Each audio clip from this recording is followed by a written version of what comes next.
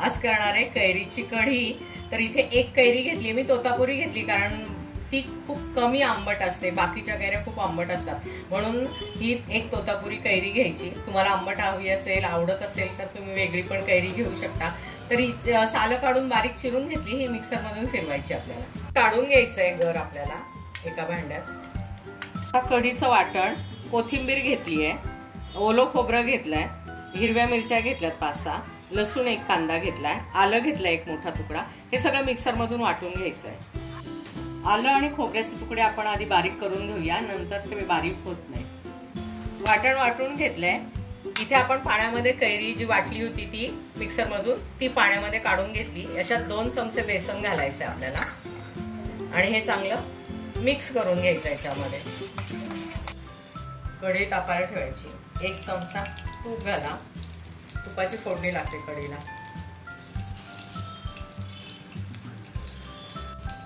मोहरी, जिरं, मेथी, मेथीचे दाणे आणि कढीपत्ता, हिंग आणि हळद सगळं परतून घ्यायचं।